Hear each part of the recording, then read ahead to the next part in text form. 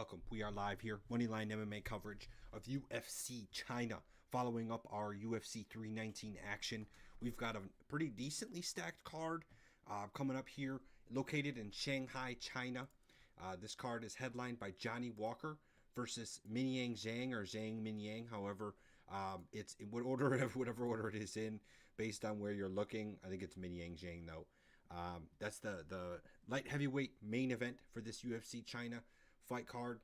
Just as a reminder for anybody, I believe I mentioned it at the end of our show last week, but this card will be taking place starting at 2 a.m. Central Time with the prelims on Saturday morning, with the main card starting sometime around 5 or 6 a.m. Central Time. If you think you are going to be watching this card here in the American side of things, you will be up very early and or up very late on Saturday morning. Before we get too deep into our picks for this UFC China card, let's quickly recap UFC 319 in the picks that Jose and I brought to the table. And boy, I mean, it's hard not to pat my back a little bit here, being 14-1 coming off the last 3 cards in a row. My streak continues now, in which I am 5-0 in 2 of the 3 last shows that we've ran here. That means all 5 of my weights are wins. And man, with some of the highlights, how could I not bring up the main event from last Saturday first? Comes out absolutely mauling Dricus for about 23.5, 23 and a half of the 25 minutes that they fought. Comes out was pretty much all over Dricus in that fight. I'm sure everybody who would take the time to watch the show is well aware of how that fight went down. Whether your opinion is that Comes Out's a boring fighter, whether your opinion is that Comes Out would get destroyed by somebody else that can wrestle, like Fluffy Hernandez maybe, we'll have to wait and see. But for now, Comes Out is the undisputed champ by a huge margin. He absolutely destroyed Dricus, and that wasn't even close. Following before that fight at least, though, was 2 straight spinning back elbow KOs. Carlos Prates and then Lerone Murphy, both winning by spinning back elbow.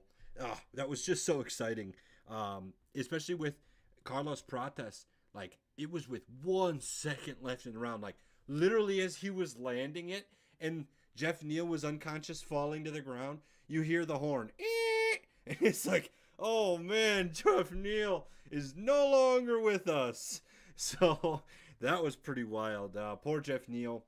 And yet another example of a guy who might be have mental fortitude, right? A guy that, oh, he doesn't get KO'd. Jeff Neal fights all of these badasses and he never gets KO'd.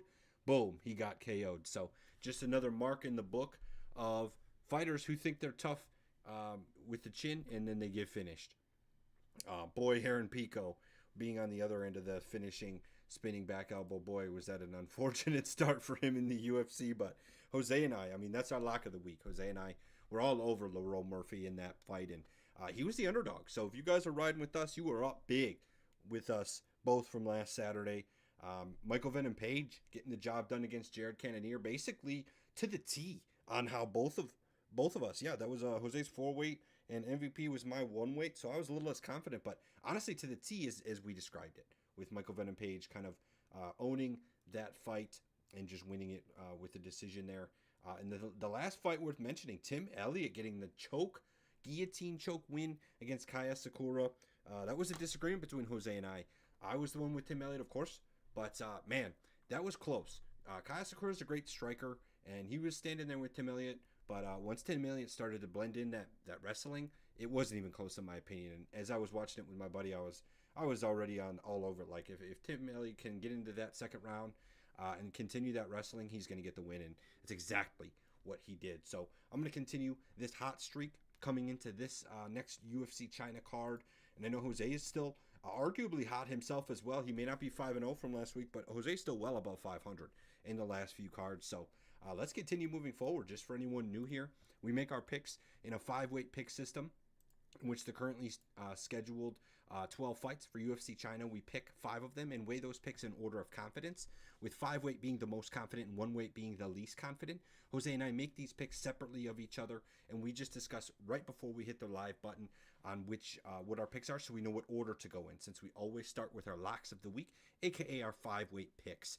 So that said, without further ado, let's get into who is going to be a guaranteed win for this Saturday in my eyes. And I've gone 14-1 in the last 3 weeks. I'm hot. Let's bring it in. Let's close August is a hot month for us. I'm gonna say for my 5-weight, I'm gonna keep us on the opener of the main card. And I apologize in advance because I'm probably gonna be butchering this guy's name, but I'm gonna try my best.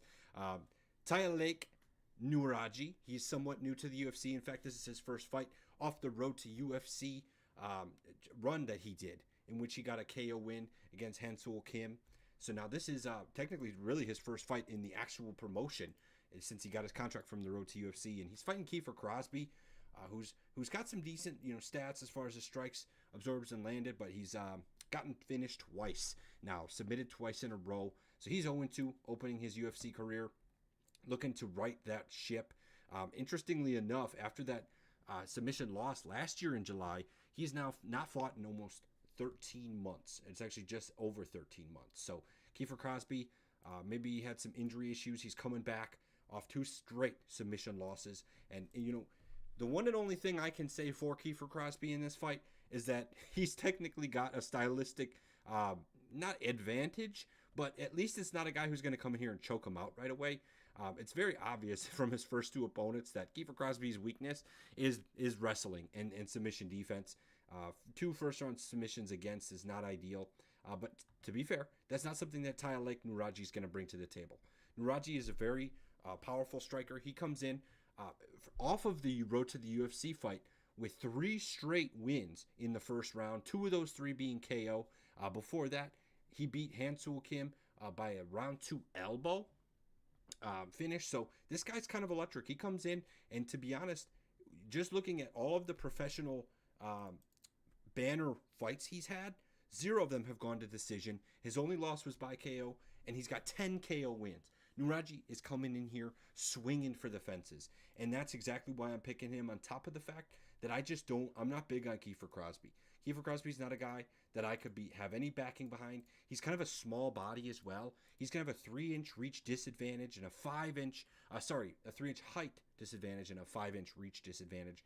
So with those things said, I'm really excited to see Nuraji come in here. I think he's going to look electric. He knows this is his debut against a guy that's very, very beatable. This is an absolute storyline matchup to get a young kid born in 2001.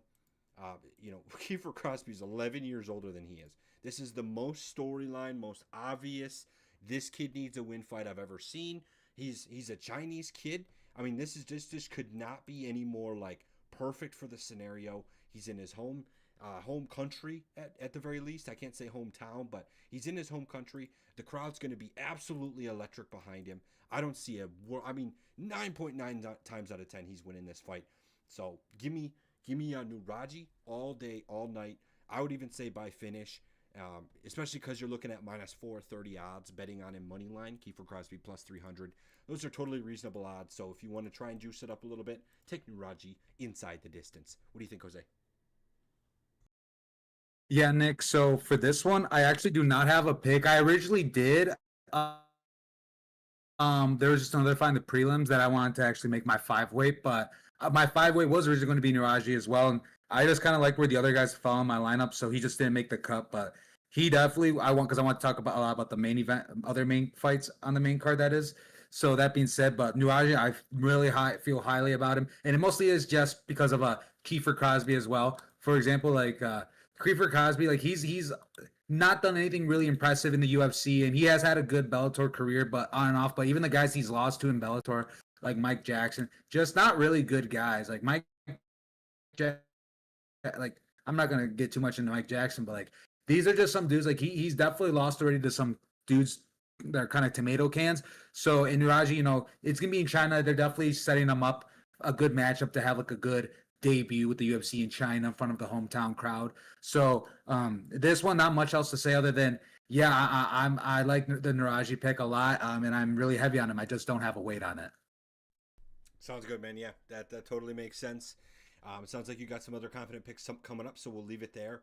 But for me, I've got a 5-weight, very confident on Nuraji, and it sounds like Jose also endorses that pick. But with that said, we'll move on to your 5-weight. Yeah, and so for my 5-weight, right now it's on the prelims, but I can see it be bumped up to the main card later on. But this is the middleweight bout between Michel Pereira and Kyle Dawkins. Right now, Michel Pereira, he is a big betting favorite at minus 295, while Kyle Dawkins is the betting underdog at plus 220. So Kyle Dawkins, he's kind of like a last minute replacement in this one, and you know he's been on a good run. He's on a 4-fight winning streak, but he's also he was in the UFC before, got cut, and now he's back in it. And his when he was in the UFC, he was kind of a hit or miss. Like he had some good matchups, like Brandon Allen, but lost to him. Phil Haas lost to him, and he beat Jamie Pickett, but Jamie Pickett isn't good. And then he loses to Roman Dolidze, who okay, that's respectable. And then Eric Anders, who again, that's kind of like not the trash and Eric Anders. It's not the worst loss, to be honest, on his record, but yeah, he got cut from the UFC, and then he goes on a 4-fight winning streak. For CFFC, and then now he's back fighting Michel Pereira almost on a last minute notice. And Michel Pereira, even though he's on a 2-fight losing streak, you know, he lost to Anthony Hernandez, who we know he's already starting to make a name for himself in this division, and Abus Magomedov. And Abus, as well as is hit or miss. Abus has the potential to be a top 5 fighter, but I think he just still has to win a few more. But he's been on his own 3-fight winning streak, and he's only lost to Sean Strickland and Kyle Brajo in the UFC. So there's that's still somewhat legit. But Michel Pereira, you know, he's beaten some good names as well, like Santiago Ponzinibbio, Nico Price. He disqualified himself against Diego Sanchez, but for a while he was like on an 8-fight winning streak. So yeah, wait, 1, 2, 3, 4. Yeah, eight. Like so, he was on a crazy tear, and he could have another fight. Should be added to that list, but again, he disqualified himself. But the thing with Michel Pereira is, yeah, I do think he looks better every time. He just kind of he just is still learning as you go. As you see him, he's maturing a lot still in the UFC. He's only 31 years old. He actually looks older, but he's just very athletic, very explosive, and really creative. Almost like a version of Johnny Walker, but I think maybe even slightly better, because he doesn't get knocked out as like brutally and like embarrassingly like his Johnny Walker. But yeah, I think this one is just all in Michel Pereira. I think Michel Pereira will even get the finish as well. Out of his 31 wins, 11 of them come via KO/TKO. He has 9 submissions, and he also has won 11 by decision. So he's actually a pretty well-rounded fighter. So I do think he can get the finish in this one against Kyle Dawkins. Again, Kyle Dawkins, like he's only in here because it's almost like a last-minute replacement, and we already seen what he has to offer in the UFC. And he's better outside of the UFC, but within the UFC, facing UFC caliber fighters, especially someone like Michel Pereira, I think he's going to struggle with. And Kyle Dawkins, like he is going to be the slightly bigger guy and have a 3-inch reach advantage over Michel Pereira, which usually Michel Pereira is the taller guy with the longer reach. But I think Michel Pereira is just going to piece Kyle Dawkins up and hurt him and drop him. And if he doesn't TKO him, he'll submit him. And if he doesn't submit him, he's just going to win unanimously by points. So that being said, in this one, I got Michel Pereira. I'm running heavy on him. He is my 5-weight. Nick, do you have any thoughts on this fight? Man, I don't have an official weight, but I totally agree on Pereira with you, man. I'm a big fan of Pereira. I left him off the book here. Um, it's a guy that I'm always rooting for, but I'm nervous after seeing, kind of, I can't say a downfall, but he's had weight issues. He goes up to middleweight, takes a couple losses in a row. Looking at that, though, I mean, losing to Anthony Hernandez is not a bad look at all. Anthony Hernandez has been insanely good lately. And I mean, Abus as well. I know Abus has had his struggles in the UFC as well, but in all reality, Abus is still 4-2 now in the UFC since he came over. So look, I think Pereira still has all the explosiveness you mentioned.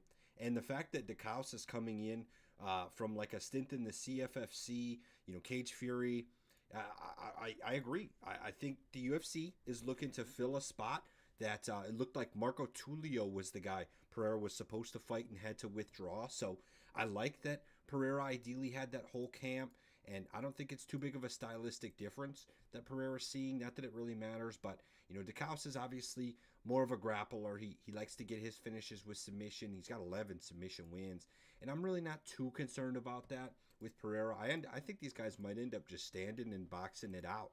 We'll have to see, but I think Pereira definitely gets the best of DeKaus. I think his wild, explosiveness, his knees, the things he brings. He likes to bring spinning kicks to the table, spinning strikes in general. So maybe we'll see another spinning elbow follow up or something like that this Saturday. Yeah, I totally agree. Like Michel Pereira is always looking better, and especially because this is a fight that he was already preparing to fight for this night longer than Takaus was. So I just think he's overall going to be in just better overall fighting shape in general, and probably just stick to whatever his game plan was, which is just be crazy, be explosive, and look for the kill. So yeah, that being said, this is one we both agree on. He is my five weight, and you do not have a weight on him, but you like Michel Pereira as a pick. So yeah, that's sad. Let's go to my second most confident pick of Saturday afternoon. And I'm gonna go right into our main event here. This one was tough for me. I recognize Johnny Walker as sort of a wild card fighter. And I think anyone who's watched the UFC, specifically Johnny Walker, in the last couple of years, will totally get why I say that. I mean, he's a guy who's going to come in there and get you that first round finish, or he's going to get finished, and he'll have that one wild card decision somewhere in between. And you almost never know what you're going to get out of Johnny Walker. So that's for sure the reason I couldn't pick against him for my five weight. So just to make it completely transparent, my four weight is on the favorite Minyang Zhang. And so, yes, I'm going to go against Johnny Walker here. Zhang is actually a pretty heavy 4-1 favorite here at minus 430. Walker at plus 300. I think those odds are fair. After looking at what we have seen Ming Yang Zhang do so far in the UFC, I mean, he's really the only thing you could knock him against is, does he have the ability to fight into the second, third, fourth, and fifth rounds? Because he continues to finish his opponents in the first round. So don't get me wrong. There's going to be a time to fade Minyang Zhang, and that's going to be against somebody who we see as a guy who won't get finished early, or as a guy who wrestles really well, or something like that. But that's just not Johnny Walker. Johnny Walker is not going to be able to go in there and wrestle Minyang Zhang for a decision win, unless we just see Johnny Walker version 2.756 that we've never seen before. Right, Johnny Walker's going to come in there and he's going to do his thing. He's got a big body. There's no doubt about that. And there was some part of me that was like, okay, maybe Johnny Walker can kind of stay at distance and avoid power and kind of dice him up. But that's just not Johnny Walker's game plan, man. Johnny Walker's game plan, the way he fights, is he always goes in there and he puts himself in a little bit of danger to land some power. That's just Johnny Walker for you. And it doesn't work against everybody. It works against some, you know. And that's that. And I think the guys that it's worked against are clearly a lower tier. So by me taking Minyang Zhang here, I'm taking somewhat of a leap of faith to say, yeah, I think Minyang Zhang could potentially be a top 12 light heavyweight. I think he potentially could be a top 12. Maybe top 15, but right now I think he's right at that edge of top 12 to top 15 light heavyweight, and so is Johnny Walker. And I think he dang near deserves to take that place. From what he's been able to do so far, 3 straight performance bonuses in his last 3 fights. Again, the literal only thing that you could say, about is the fact that he's not fought out of the first round yet in the UFC. But in my opinion, this is not the opponent that's going to take him there. Johnny Walker is absolutely okay with chaos. Johnny Walker is absolutely okay with taking some to land some. And I think that's going to play absolutely against him on this Saturday's fight. What do you think, Jose? Yeah, Nick. So for this one, I'm going to actually disagree and go with Johnny Walker. And it was a tough one, but he is my one weight. The reason being is as you mentioned, we haven't seen Ming Zhang. We haven't seen him outside of the first round in the UFC yet. And Johnny Walker, if Johnny Walker, we all know he does not have a chin, so it could be a first round finish for Zhang 100%. I see it going that way. That's why I have Johnny Walker so low in the confidence in my weight, because just like I can definitely see Johnny Walker getting knocked out in the first round, but he definitely has a lot more experience in the UFC. He's already fought more names like Corey Anderson, Nikita Krylov, Jamal Hill, Thiago Santos, Magomed and Volkan, and these are dudes that he's lost to. But he's, he at least he's gone against these guys, but he's also being like Ian Kudalaba, Paul Craig, and Anthony Smith. And you can, I guess, say what you will about those guys too. Not the best. The most impressive name is obviously Khalil Roundtree, but that was a while ago. And so the dude is without a doubt explosive, crazy, another version of Michel Pereira. But he just doesn't have that good of a chin. He, out of his 9 losses, he's been knocked out 6 times, and his last 2 fights he was knocked out. So he could, but he's only 33 years old. But you could argue he's, possibly already out of his prime, so we never really got to see the Johnny Walker that we thought. But with Ming Zhang, like, yeah, I want to see him in the second round. How he's gonna how he's gonna deal with someone as chaotic as Johnny Walker, because thus far a lot of the dudes he spot are just not as explosive and crazy. And he just beat an aging Anthony Smith, so to me that doesn't really say much anymore. Anthony Smith was good to some degree, but like now he's going from an old man to a younger guy that is explosive, chaotic, and obviously Johnny Walker is showing he's not afraid to get knocked out because he keeps putting himself in spots to get knocked out. So, but if he lands and he can hurt and he can knock out Ming Zhang himself, he also does have quite the reach advantage over Ming Zhang. He has a 7.5. He has a 6.5 reach advantage over him. So, and he is slightly taller. He's actually the slightly bigger guy in general. So that being said, like, yeah, I definitely I'm going with Johnny Walker just because he's going to be the bigger guy. I'm taking the reach advantage, his height, and his striking ability. The thing that Ming and Zhang could be Johnny Walker would be their grappling department. If he were to out wrestle Johnny Walker, that's where Johnny Walker definitely kind of struggles with is he has a 57% takedown defense and he hardly ever goes for takedowns. But Ming Zhang, he also doesn't really go for takedowns himself. He has yet to, I think, even land one yet in the UFC. So that being said, like, Johnny Walker could be one of the very few first guys he could take down, and I can see if he does implement the wrestling aspect more, that it can get a long night for Johnny Walker. But I think this fight is for the most part going to remain on the feet, and as long as it's on the feet, I'm gonna go with the underdog as my one weight, because he's gonna just have the longer reach. He does have power and he's explosive, so I'm thinking that he'll connect and would be a good underdog. So he is my one way on this one, Johnny Walker. Man, you mark my words, you're going to be regretting that come Monday next week. Johnny Walker, man, I love the guy, but he's a guy I'll never trust again in the octagon. And, don't get me wrong, I think there's a chance Min Yang Zhang could turn into the next Johnny Walker, in the sense that, like, I remember when Johnny Walker had all this potential and we thought, you made a comment like, oh, we'll never see Johnny Walker what he could have been, right? And what you really meant by that is he used to be like a prospect, and we were all thinking like, dang, like this guy could maybe even be a champ at one point. He's using elbowing Khalil Roundtree into the dust, into oblivion, right? And it was impressive at the time, and now he's kind of really leveled off. And don't get me wrong, I could see, I'm not saying that won't happen to Min Yang Zhang, but you bring up the wrestling, and I think that's a fair point. And I would counter to say he doesn't need to wrestle. He's finished all of his opponents in the first round so far. So let's give him a chance to use that wrestling. And maybe he does at some point if he feels like, oh man, Johnny Walker's so random. I got to take him down and slow this down. He's too explosive for me. But at the same time, Mi Yang Zhang is a younger fighter here. It's not like Mi Yang Zhang's like 36 and he's going to have slow reflexes. Like, I don't know. It'll be interesting. I would tend to think the guy that's a little more stocky and young would have the quicker reflexes, but you just never know. But with this one, I'm going to say just as confident as my 5-weight as I am in Min Yang Zhang to get this done. Yeah, so that's a disagreement we have. Zhang being your 4-weight and Walker being my 1-weight. That brings us over then to the flyweight bout between Sumiderji and Kevin Borjas. Right now, Sumiderji, he is the betting favorite at -162, while Kevin Borjas is the betting underdog at +126. This one was a tough one, but I wanted to stick with it just because I definitely think Sumiderji is the better fighter in this one. The reason is that Borjas, he gets actually clipped quite a bit. Thus far he hasn't been in the UFC as much, but what we've seen out of him is, he just got beaten up by Joshua Van 3 rounds.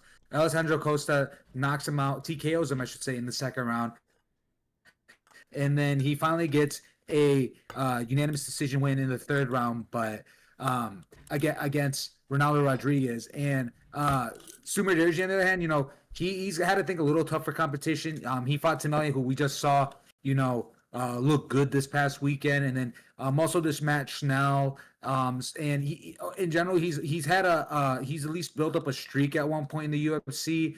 He won 3 out of his first 4 fights in the UFC, and so I like the experience that he has. He's still young. At 29. He's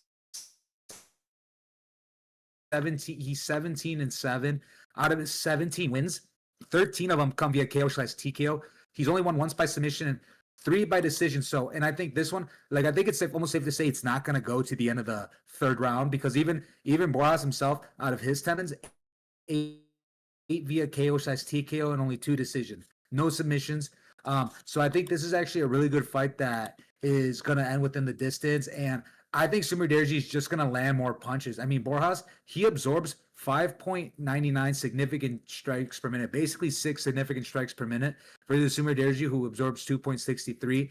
And both land a high percentage, but if Kevin Borjas is absorbing a high amount, it usually, at some point they're going to fall and get hurt and get knocked out, I should say. And Sumar Derji as well, he has a 4-inch reach advantage, and that's what I like. Like, when you have a guy who has the reach advantage and lands a high volume of punches, and then you combine that with a smaller guy that absorbs a high volume of punches, it's just a good it's just the perfect combination for that guy that absorbs more hits per minute to get knocked out. So that being said, this one, I like Sumar Derji a lot. Like, I'm not counting quite yet. He did lose 3 in a row and just won one by split. But I think this is a good matchup for him, especially, like, again, he's going to be in front of his hometown crowd of China.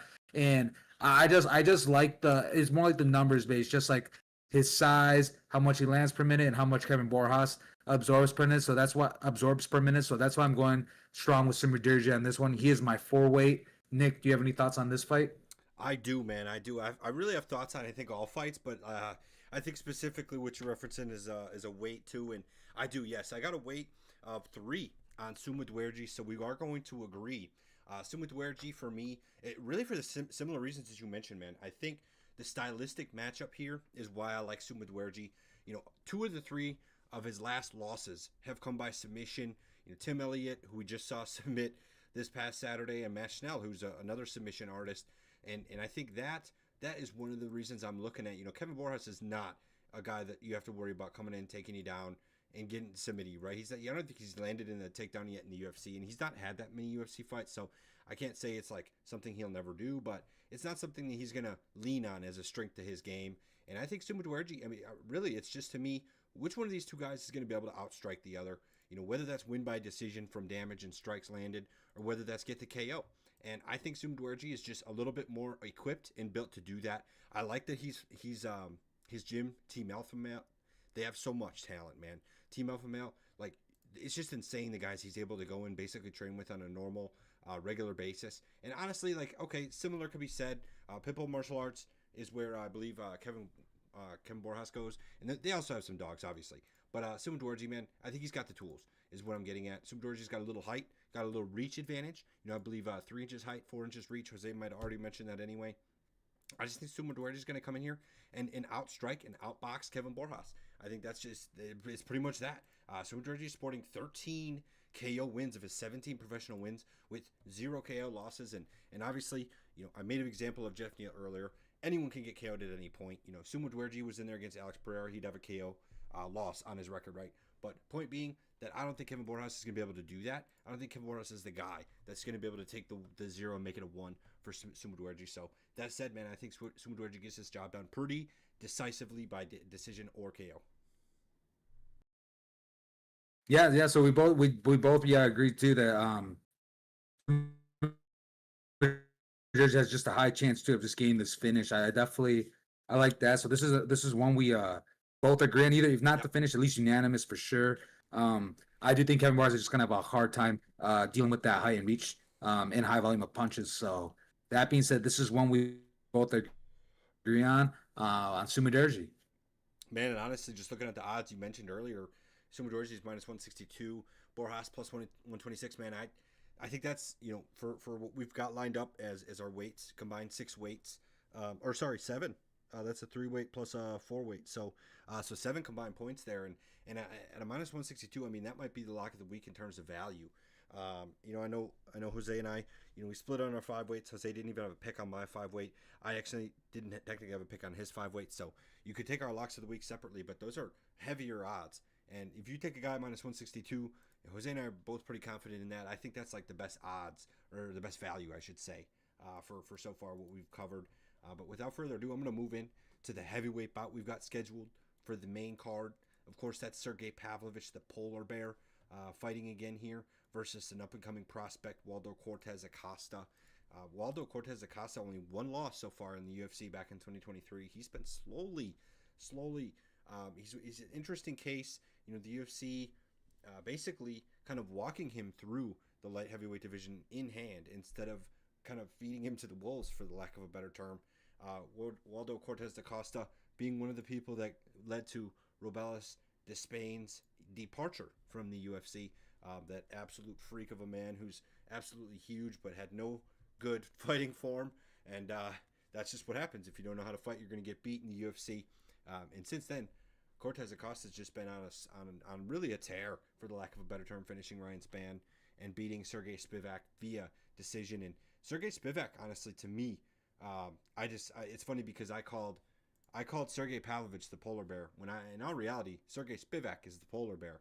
I got them two confused. But to me, they're pretty similar, right? They have like similar styles. It really all heavyweights do. I mean, there's a couple heavyweights, Curtis Blades, Tom Aspinall, sure, that don't have like the specific form of just standing in boxing. But like, I don't know. To me, Sergey Pavlovich and Sergey Spivak, look, they got basically the same first name, and they basically came from the same part of the world, and they're basically the same, minus a few inches of height and reach. I mean, really, they're really not that different. Waldo Cortez Acosta won that fight kind of decisively. Okay, Spivak lands a couple of takedowns.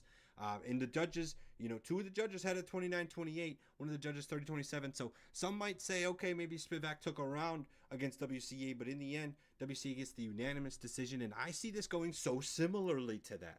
Sergey Pavlovich, to me, is just not really better than Sergey Spivak. I mean, I could be wrong. I don't think he's that much better. He's lost to Volkov. Okay, Volkov's been pretty good lately. Volkov is on somewhat of a streak before he lost to Gane. So Volkov's good, right? Tom Aspinall, of course, that's a champ, right? But Sergey Pavlovich's best win other than that's like, okay, Curtis Blades, I guess he got a good punch in on him. Okay, finishing Derek Lewis is pretty respectable. I'd say dang near Derek Lewis is by far his best win, because like even Tai Tuivasa fell off hard, man. Really, really hard. So I don't know. All I'm saying here is, to me, Sergey Pavlovich and Spivak really aren't that different. I see this fight coming out. WCA, getting the decision win, boxing them up, this and that, doing your normal heavyweight thing where you stand there and don't do anything too exciting unless you land a KO. So with that said, I think WCA is in line for a decision win here. I'm not saying he's the future heavyweight. I think he gets completely dusted. If he had a fight, like, what's crazy to say is I think Derek Lewis beats him, and Sergey Pavlovich the one that knocked out Derek Lewis. So call me crazy, but I just don't think it's the same time, man. We're looking at different eras here between Derek Lewis and WCA and Sergey Pavlovich too. Honestly, these guys are also both pretty young. I'm taking WCA and I'm running with it. What do you think, Jose? Yeah, Nick, this one, I'm going with Sergey Pavlovich. Reason being is like, dude is just I think he's just a smashing machine, to be honest. He's Alexander Volkov was just bigger, just outpointed him, and just was not as easy for Sergey to walk through. I think they were even training partners at one point, and then Tom Aspinall as well. Tom Aspinall, like he's the interim champ, and he would be undisputed if it wasn't for John Jones. Or is he? Wait, he bumped up now into undisputed, right? Like so. That being said, Aspinall? like No, he is the Tom, champ. it makes Yeah, he did. he is, yeah. So he's undisputed now, yeah. So and then we saw what he did to Pavlovich, but WCA, he has looked impressive. I still want to see a little more. I just think some of the matchups he got were just in his favor. I mean, the Sergey Spivak is the best fight he's had thus far, but when he entered the UFC, Jared Vanderrud, Chase Sherman, okay, he loses to Marco Rogero de Lima, and then he beats an aging Andre Arlovsky. Robust the Spain shouldn't, like, I don't know what was up with that. Same with Ryan Spann. Spivak is the most legit fight. So the way I see WCA winning this one for sure against Sergey is if he doesn't get knocked out, they expect from Sergey.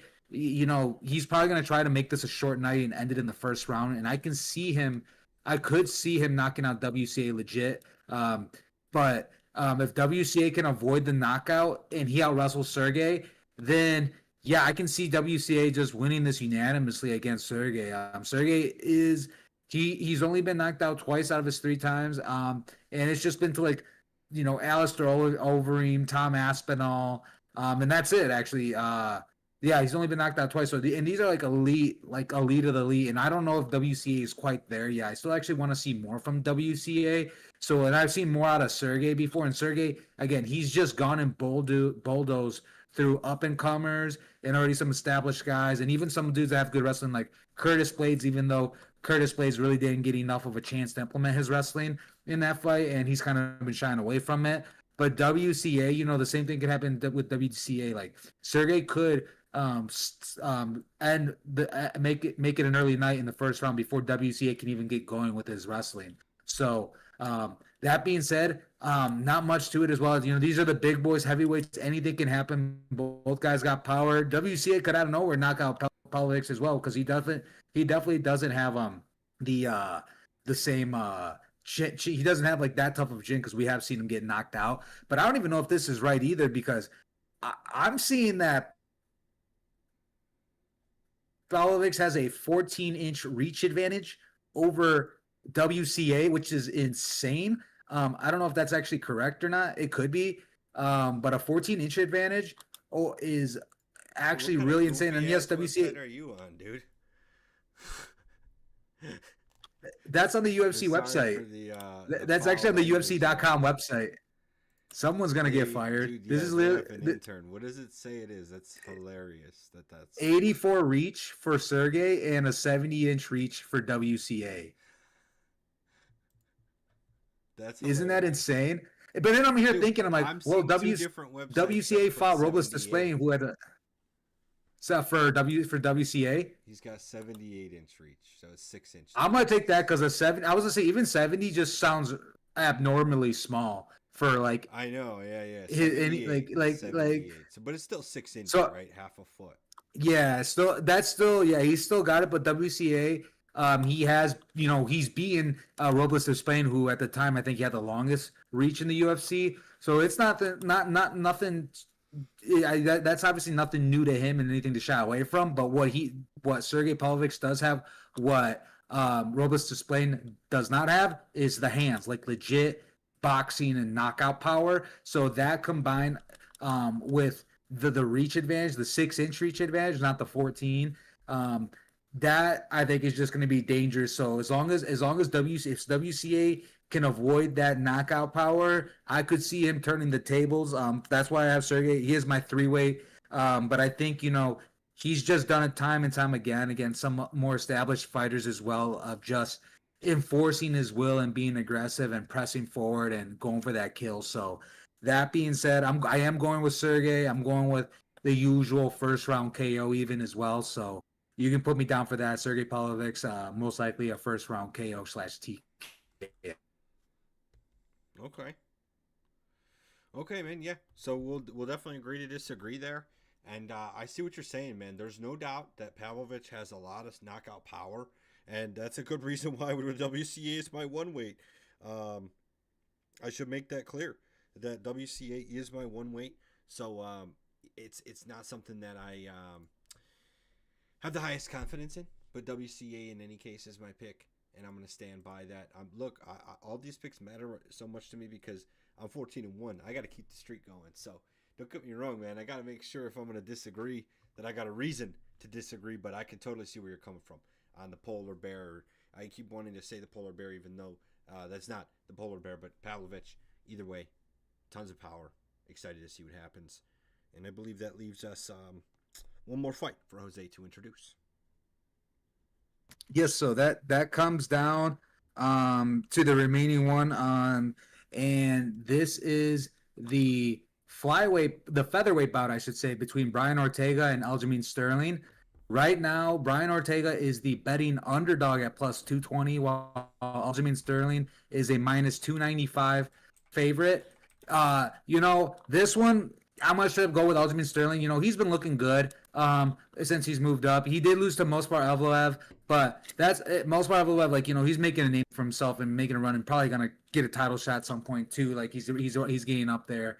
But other than that, like, in this weight class, like, he's looked fine. Like when he fought Kelvin Cater as well, he looked good. Like, and even then, like he lost to Sean O'Malley, but he did his thing before moving up, and he's defeated some legends, tough dudes like Corey Sandhagen, Peter Yan, T.J. Dillashaw, Henry Cejudo, you name it. He's gone against them, and then Brian Ortega on the other hand.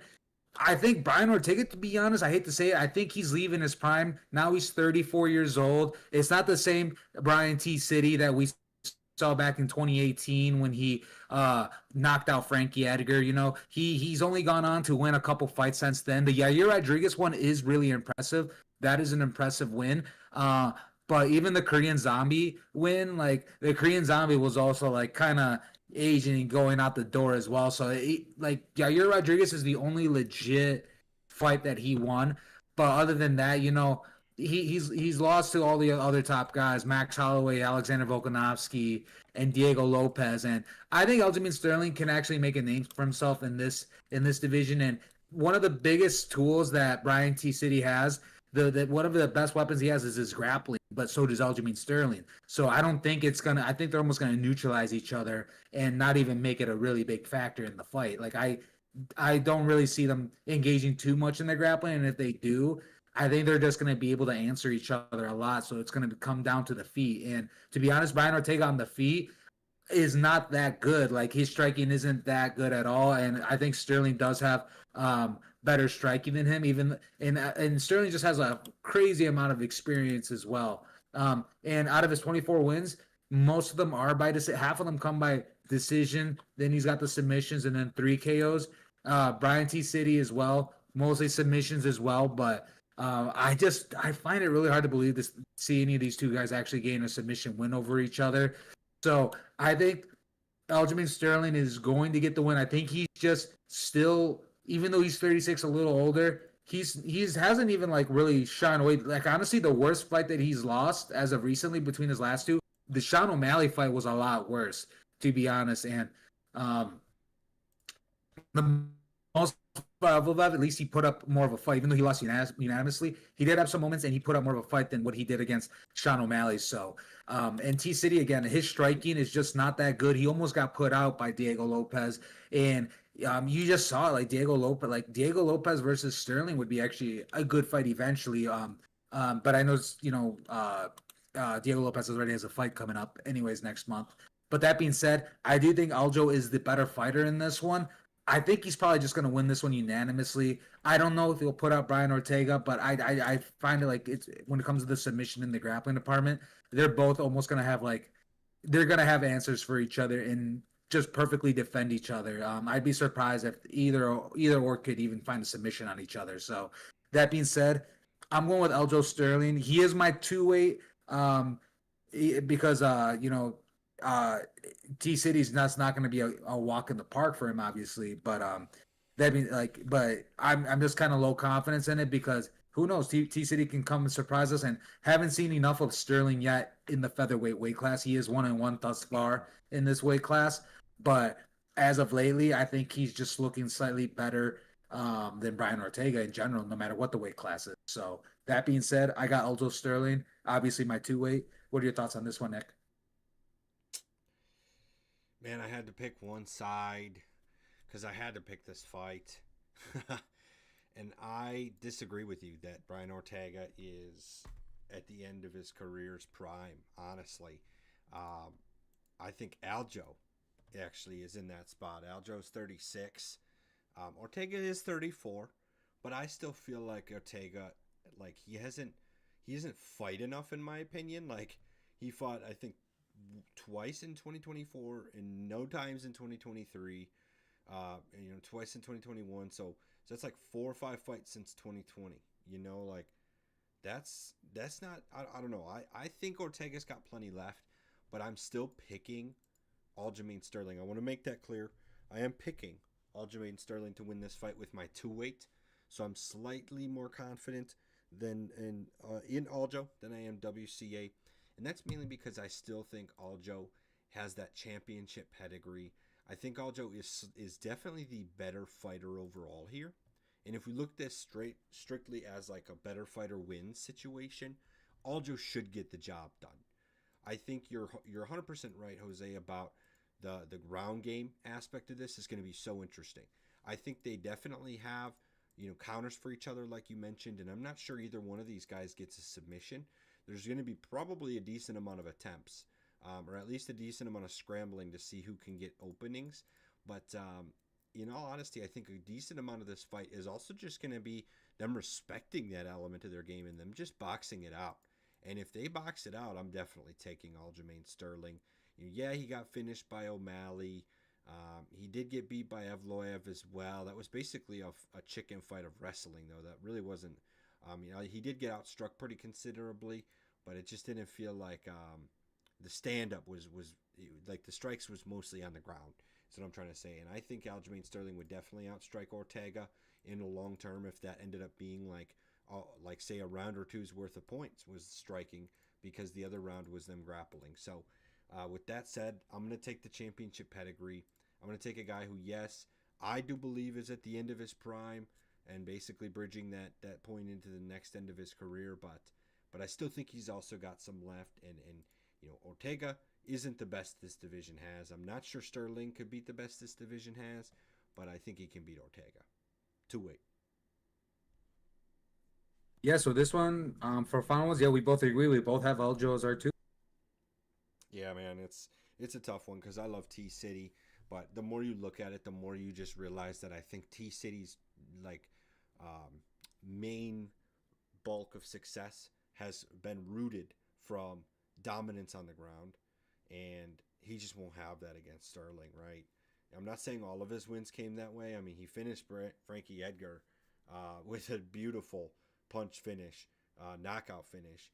But other than that, like looking at him beating Cub Swanson and handing out to Moicano back when he was a huge rising star, basically he's only won like one or two fights that weren't submission in his whole UFC career. So just knowing that he won't have that is like a strong advantage, something he can lean on to get a round or win or two, makes me completely think he ain't gonna get it done.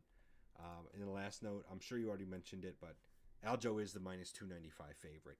So decently heavy dog, but that said, I think if you add him, add Sumudwerji in there, you'll get a decent odd 2-leg parlay there.